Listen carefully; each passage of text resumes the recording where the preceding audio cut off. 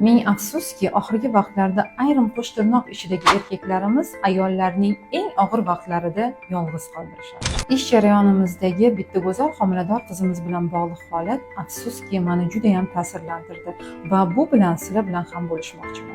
4 yildan beri homilador bo'lolmayotgan, qiynalayotgan qizimiz oxirgi oy hayz siklini buzilishi bilan bizga murojaat qildi va ultratovush tekshiruvida biz Allohning mo'jizasini ko'rdik, ya'ni homiladorlikni aniqladik. Homiladorlik 6-7 haftalik yurak urishlari bor. 4 yil davomida shifokorlar prolaktin balandligi hamda bosh miyani gipofiz qismida mikroadenoma borligi tufayli siz homilador bo'la olmaysiz deb kelishgan. Allohning mo'jizasi ila biz bugun ko'rdikki, homiladorlik mavjud va yurak urishlari ham maromida. Ming afsuski, bugun yangilikni eshitib homilador qizimiz xursand bo'lmadilar. Chunki bir hafta ilgari "Sen homilador bo'lolmas ekansan, bosh miyangda sanda onkologiya bor ekan, men bunaqa ayol bilan yashamayman" deb xo'jayinlari tashab ketgan. Bu vaziyat juda ham achinarli va praktikamizda oxirgi vaqtlarda juda ko'p uchramoqda. Shu kabi erkaklarga siz nima degan bo'lardingiz?